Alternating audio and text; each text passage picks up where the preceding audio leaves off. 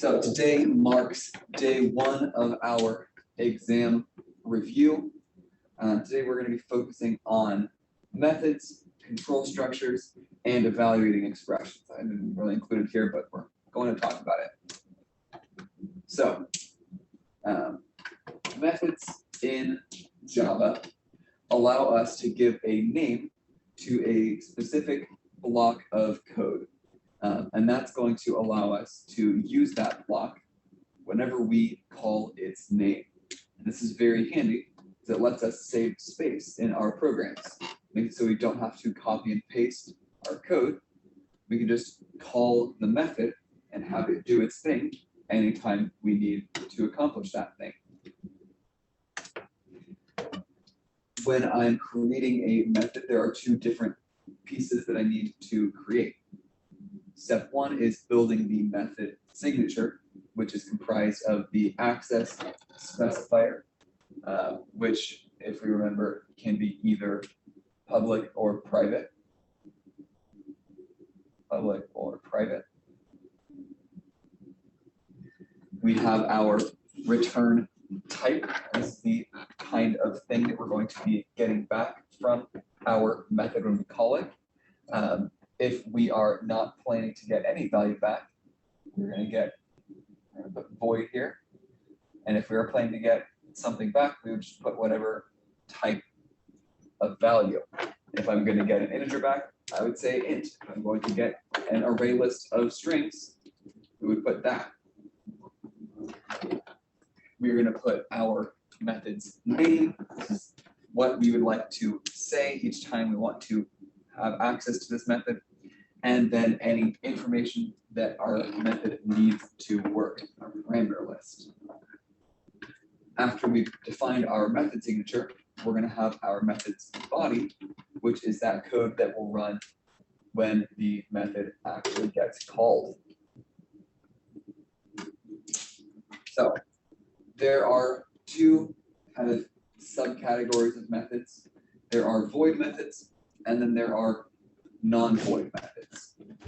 So if I create a method and I'm not planning to return a value from it, that method's return type should be defined as void. I can't just leave that slot empty. I can't put nothing there. So the way that we tell Java, hey, we're not planning to return anything from this method, is with that void keyword. If we are making a method and we are planning to return something, we need to specify what kind of thing is going to be returned. So like I said earlier, we could return an int, we could return a string, we could return an array list of array lists of ints. Whatever kind of thing we are going to return, we need to say, hey Java, this is the type of thing that's going to be returned. And then we need to follow that up by actually having a return statement within the body of our method that matches with that declared type. So let's look at some examples. We've got a class called myClass. That class has a private int value. Its instance variable is just named value.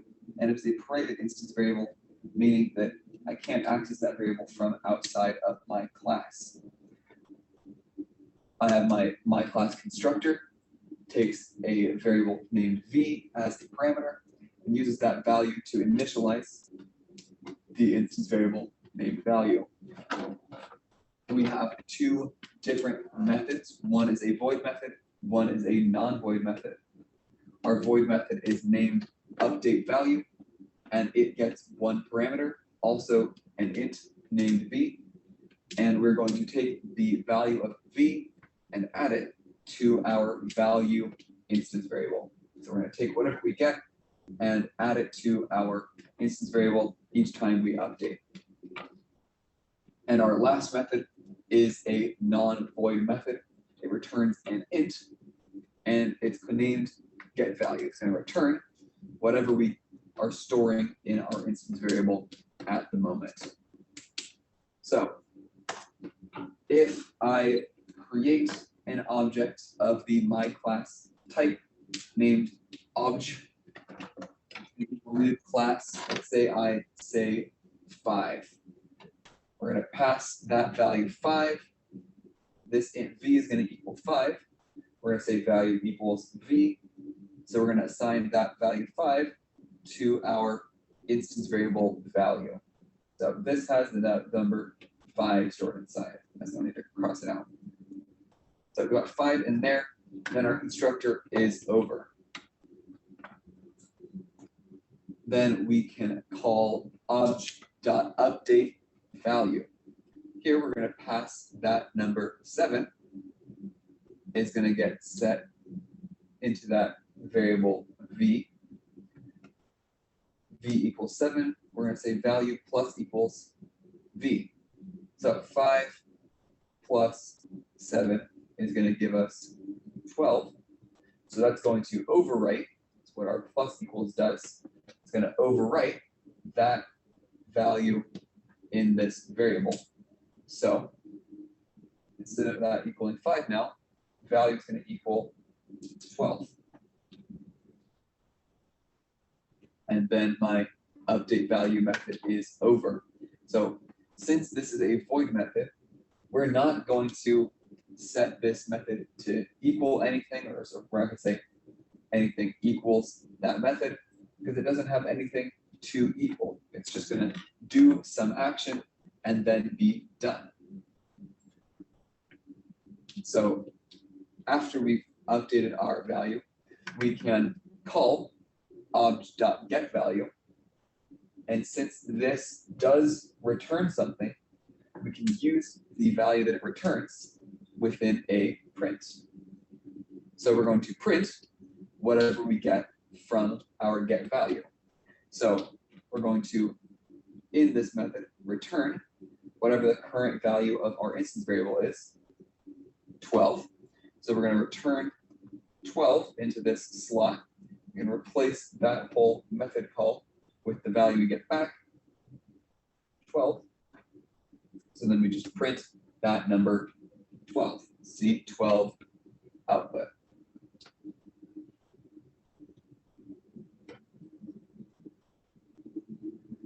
Questions on methods should all be pretty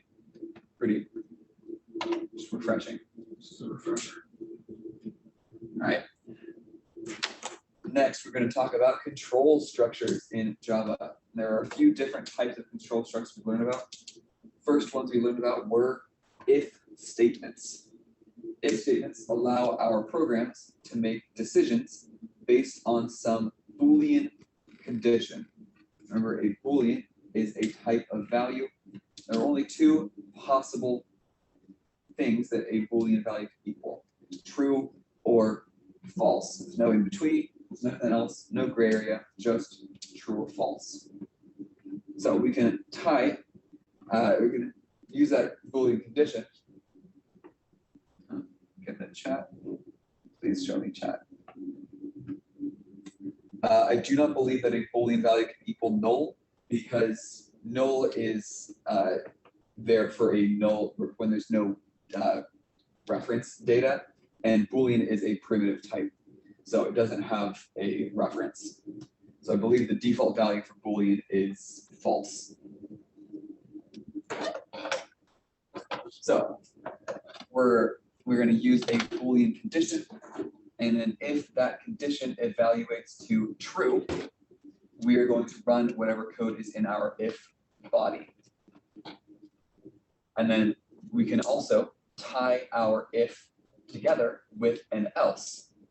So when our condition is true, we're going to run this code in the if body. And if that condition is false, we're going to run the code in that else body. So that gives us some more branching paths. And we can even extend this further by combining else and if again. So we have our if and then our original condition. And then we can say else and then just say if again. Else if second condition. So if this condition was false, or if this condition is false, then we can check whether this condition is true. If that one's true, we'll run the code inside of the else if. But if this condition was true in the first place, we're not even going to look at that else if. We're just going to skip over it entirely. Now, we can run as many else ifs as we want, or we can tie together as many else ifs as we want. We can say else if a third condition, else if a fourth condition, and so on, ad infinitum. We can have as many else ifs as we want, as long as they're all checking different conditions. Now, we can finish this off with one catch-all else bucket. Now, even in this scenario, else does not have a condition of its own. The only condition for an else is that everything above it was false. If all those other conditions ended up being false, then we will run that else code. At any point, if we ever see something that's true, we're going to just ignore everything below and skip it all.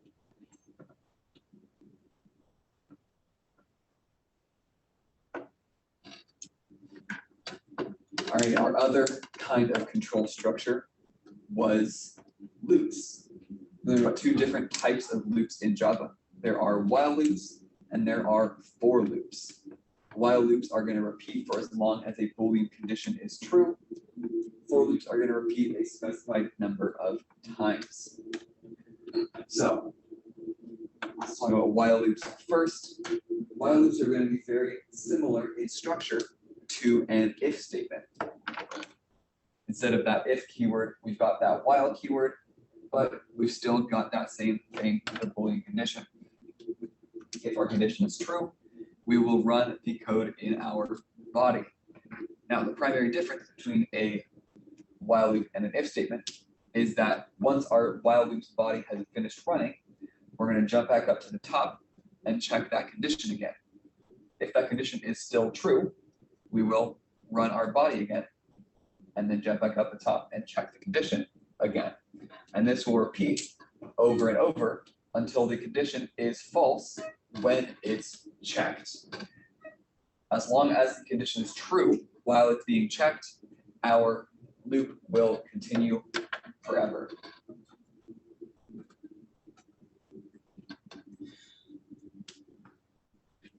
And our other type of for loop, or another type of loop, is the for loop, which are designed to repeat a specific number of times. So the first line of the for loop before the body has three parts. That's the initialization and declaration of our iterator variable. This is a variable that will be changing each time through the loop. We have our Boolean looping condition, very similar to a while loop. We're using Boolean to control when our loop ends. And lastly, we have our iterator update, in which the iterator variable that changes each time the loop actually does its changing. So an example initialization might be int I equals 0. We are declaring a variable. I is the kind of de facto name for an iterator in a for loop. It's the default one, just used by programmers in general. And then we're going to initialize to a specific value. Usually we're going to start at 0, but if your loop specifically calls for a different starting point for your iterator, that's totally fine. We are going to have our looping condition. This is a Boolean comparison, just like in a while loop. As long as this is true, we are going to continue looping. As soon as that becomes false, when we check it, our loop will stop running. And our last section is that update. A lot of the time we're going to use I++ to just increment our iterator by 1 each time through the loop. However, you can use whatever kind of math you want to do here. You can do a plus equals, you can do a times equals, you can even do a mod equals. Whatever you want to do with your iterator variable, as long as it's changing each time through the loop, so that our condition can become false.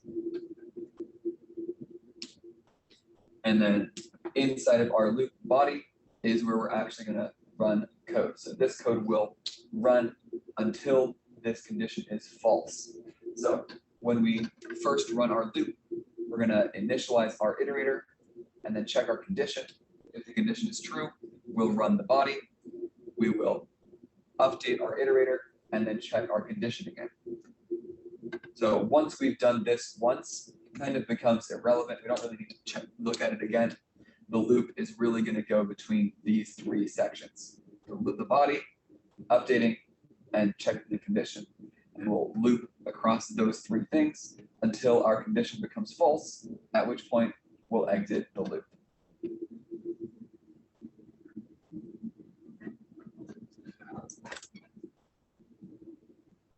All right. Our third little topic for today is evaluating expressions.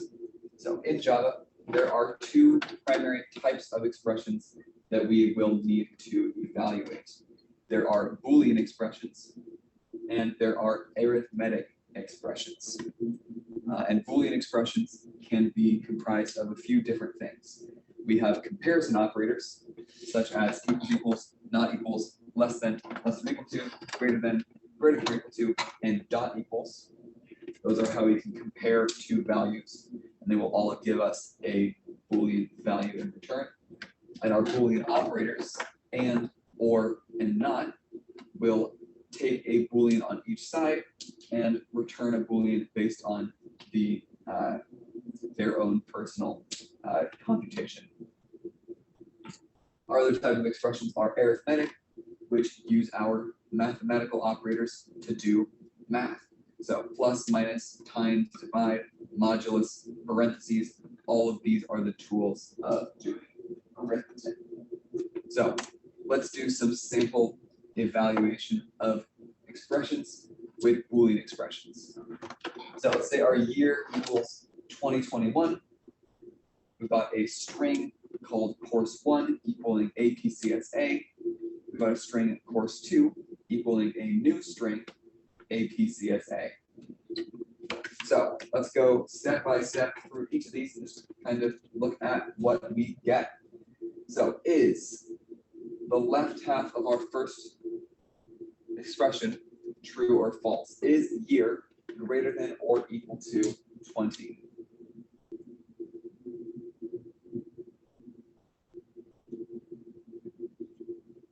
Is that true?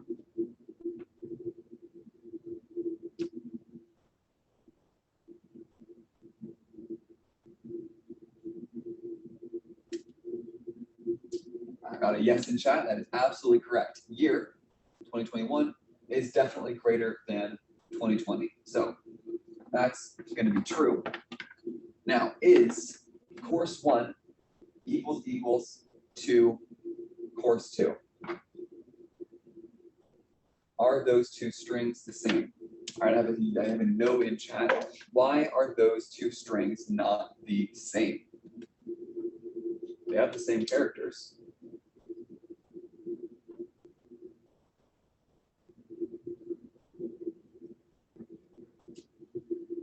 All right, equals doesn't compare strings is the answer I have in chat. They have different aliases. That is a good answer. Different objects are being referenced, also a great answer. So the reason that the equals isn't going to work here is because, like we said in chat, equals is going to compare the references. Equals is going to compare the memory address for our data. And since we used this new keyword for course 2, those two variables, course 1 and course 2, are going to have different references. So when we compare our references, they are not the same. So we are going to get a false here. So what happens when I say true and false? What do we get?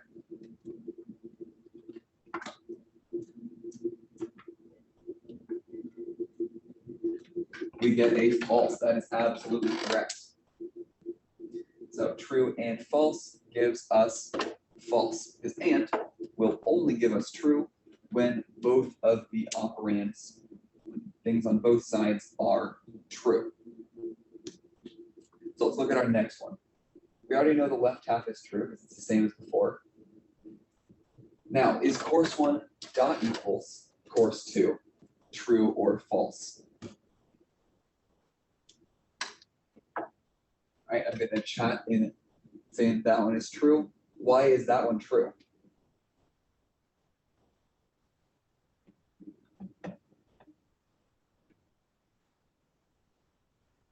Why does dot equals give us true when equals equals to not?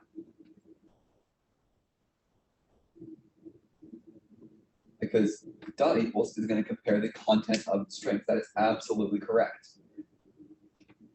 So dot equals is going to check whether the sequence of characters in my two strings is identical. And since both of them have that sequence APCSA, those are the same sequence. That's going to give me true. So now we have true and true, which, like we said for the last question, it's going to give us true. We have both things equally true. We're good. All right, next question. Is year less than 2021? Is 2021 less than 2021?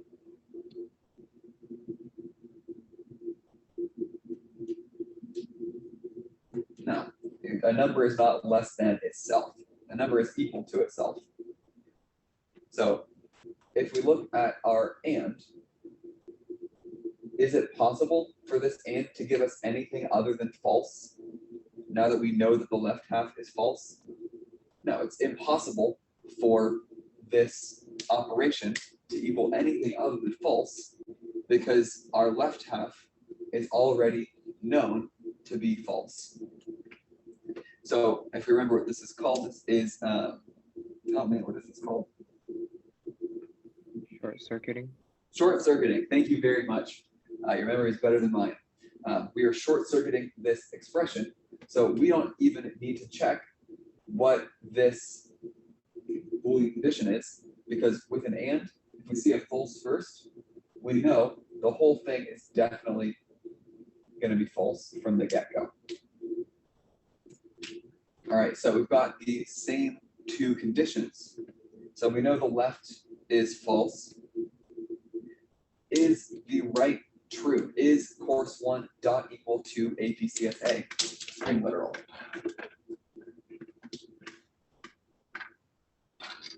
Now those are the same. It's the same as when we compared with course 2. We're comparing those string sequences or the sequences of characters. So those are equal. Those are going to be the same as each other. Now, is false or true going to give me true or false? We haven't talked about the or yet.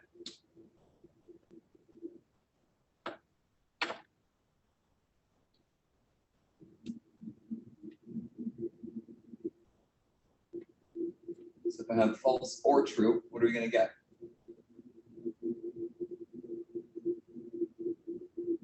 We're going to get a true. Absolutely correct. So or is going to check, is at least one of my operands true? If at least one of the things with an or is true, we get true from the whole thing. All right. Next expression. Is year equal to 2020? Are those values the same? No. No, those values are different. And that's what we're looking for. We're checking if they are not equal to each other. So that's going to give us true. And then on the right, we're going to see the introduction of our exclamation point, which is what we use for not. So we're going to break this down into two sections. First, we're going to determine if course 1 dot equals APCSP. Is that true? Is course 1 equal to APCSP?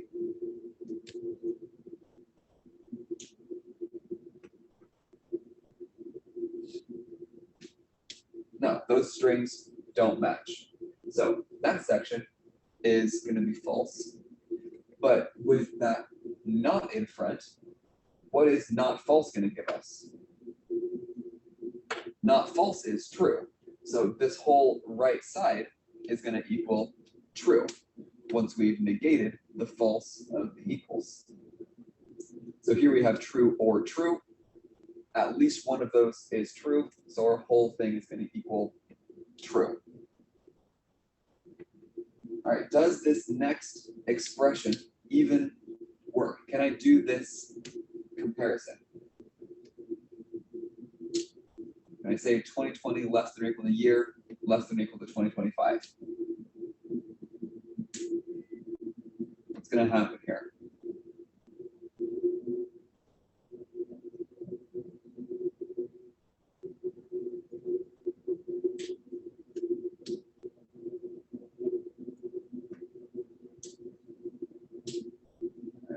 No, this doesn't work because you can't have three sides to an equation.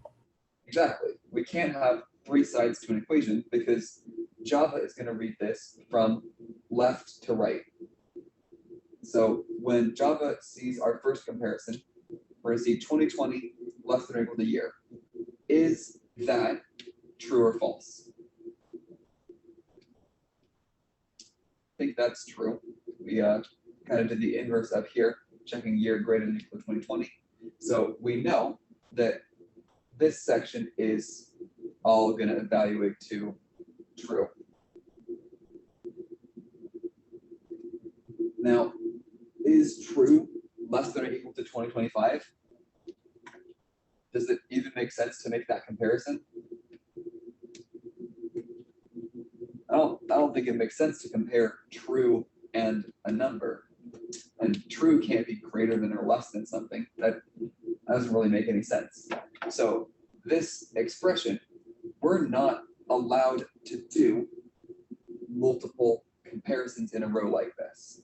So this won't just give us false. This is a bad comparison.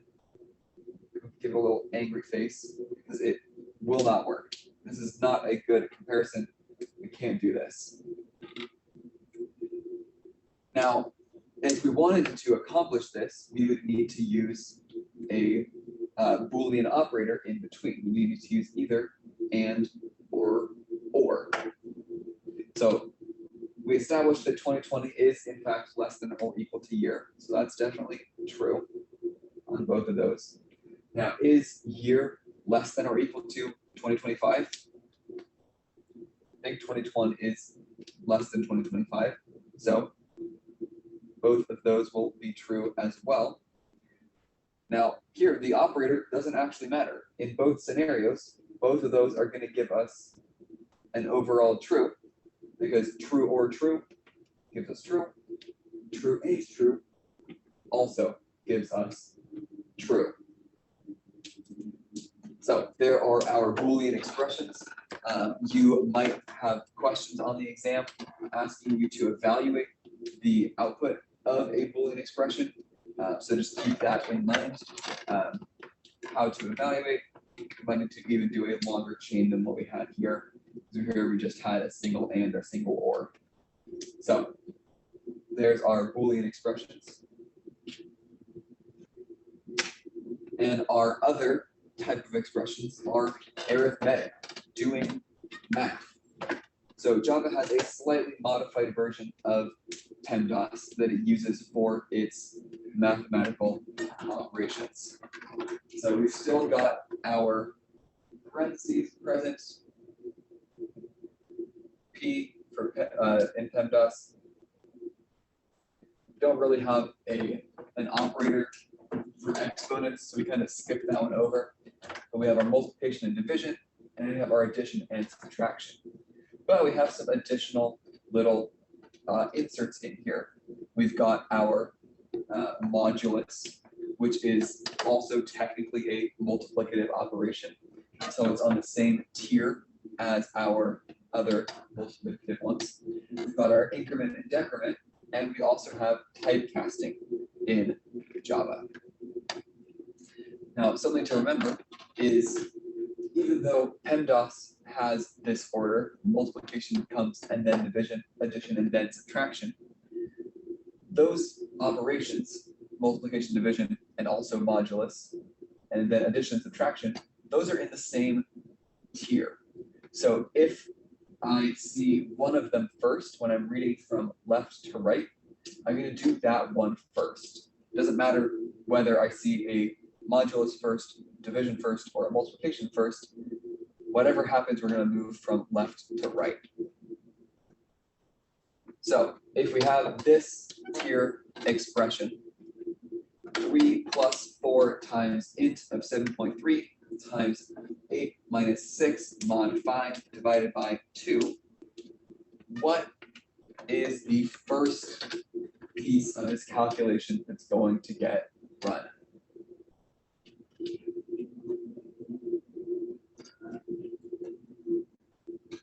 Look at our order of operations. What happens first?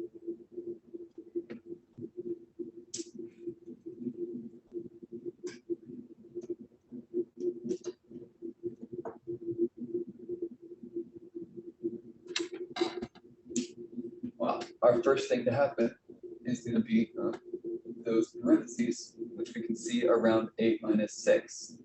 8 minus 6 is going to give us 2. Then, if we move down the chain, we don't see any incrementing or decrementing. And then we do see a typecast. We're going to typecast 7.3 as an integer, which means we're going to just chop off those decimal places. They're going to disappear into the ether. It doesn't matter what those decimal places were. We could have had 7.99999 forever, and we would still truncate that down to 7. So we've got 3 plus 4 times 7 times 2 mod 5 divided by 2. So our next tier is the multiplicative operations, and we're going to read from left to right. So first we see that 4 times 7, that's going to give us 28. So 3 plus 28 times 2 mod 5 divided by 2. We see 28 times 2, that gives us 56. 3 plus 56 mod 5 divided by 2. 56 mod 5 is going to give us 1, because our modulus gives us the remainder when we perform this division. So 56 divided by 5 equals 11 with a remainder of 1. We have 1 left over from that division, so that's what our modulus is going to give us. So then we have, I'll just rewrite it, 3 plus 1 divided by 2. We have one more multiplicative operation, 1 divided by 2. Since neither of those values is a double, since neither of them has a decimal place, we're not going to have a decimal place in our answer. So we'll have 3 plus 1 over 2 equals 0. So we just end up with the value 3. So you will likely be asked something along those lines on the AP exam, how to do a just evaluate an expression. All right, in the interest of time, I'm going to move to our next little topic. We're going to have a practice FRQ. So you can find this on the AP Classroom website. So log in there. I believe I've assigned it to all of you.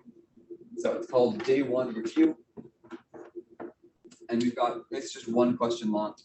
I'm going to quickly go over the prompt, and I'm going to have you guys work on it over the weekend, and we will discuss our answers at the beginning of next class. So this FRQ has you looking at a frog hopping in a straight line. The frog is going to try to hop to a specific goal. It's a specific distance away in a certain number of hops. So we have the frog simulation class. We've got a goal distance and a number of hops allowed to reach that goal. we've got our constructor where we initialize those values. We've got a hop distance method, which is going to return a distance in inches that the frog will move when they hop. So in this FRQ, we are going to have two methods that we are going to write. We're going to write the simulate method, and we're going to write the run simulations method. So these are the methods. We're going to look at our prompts a little bit further. So the simulate method is going to perform one simulation of the frog attempting to hop in a straight line to the goal, starting from 0. So we have a certain number of hops to reach our goal. And if the frog successfully reaches the goal within the maximum number of hops, we will return true from our simulate method. So our frog simulation class has that hop distance method that will return an integer based on how far the frog hops. Now, this can be either positive or negative, meaning the frog is going to move towards or away from the goal, and the value returned might be different each time we call the hop distance method. So each time we do a hop, we will move the frog based on the value we get back. So we are going to have the frog hop until A, the frog has reached or passed the goal, B, the frog has reached a negative position, the frog has gone past the beginning and it just gives up because it's not going to make it at this point, or the frog has made the maximum number of hops and not reached the goal. So let's say we've declared our frog simulation object with a goal distance of 24 and 5 max hops. So here are 5 potential runs of the simulate method with different hop distances each time. The first one, we move forward, forward, backward a little, forward, forward, finally ending at 24. So it made it to the goal within the 5 hops. So our simulate method will return true. Number 2, we are going to jump forward 4 times, and we've made it past the final position, or we've made it past the goal.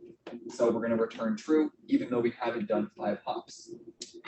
Example 3, we go forward to 6, backwards to 0, but then we jump forward to 31. So we've made it past the goal, even though we hit 0, we didn't go past 0, we didn't go negative, so we didn't stop hopping. And we made it past the goal, so we're going to return true. Step 4, we go forward a little more, but then we go so far backward that we're past the beginning, we go negative, so we're instantly going to return false. And our last example, we make 5 hops, we don't make it to the goal, so we return false. So our section question part A is to build that simulate method. And our part B is to build the run simulations method, which is going to get a number of simulations as a parameter. And it's going to call that simulate method that many times. That's going to track how many times we got true, and then return the ratio, or the proportion of how many times we got true. So if we got the number 400 as our parameter, we ran 400 simulations and 100 of them returns true, we would return 0.25. So that is our FRQ. I'm going to encourage you, especially if you're going to be taking the test in person, write out your answers on paper, get that practice in so that you know how it all feels, how it works to write it on paper. And then after that next class, beginning of next class, we're going to go over the rubric. We're going to go over the what the scoring guidelines look like, so that we can all kind of figure out what our grade might have been. This one's not going to be graded. This one's going to be, we're going to kind of grade ourselves at the beginning of next class. This is getting us prepared for the exam. I know we're a little bit over time, sorry, but one last announcement. if you're planning to take the, or not planning, if you're going to take the exam digitally, there is a digital piece of software that you need to put on your computer before the day of the exam. I would recommend getting it installed right away. You might have already gotten some emails from the College Board about it. So if you're planning to take digital exam, you need to have that software installed. And even if you're planning to take it in person on paper, I believe that the exam software has practice problems built in that you can use to better prepare. So even if you're planning to take it in person, I would encourage you to install it because it has some practice stuff built into it as well. Any questions before I release y'all? So is this homework or? Yes, this will be homework for next class. So it's due next class. It'll be due, yeah, we'll discuss at the beginning of next class. Sounds good. All right, I will see you all on Monday. I hope you have a wonderful rest of your day and a good weekend. Have a good one, y'all.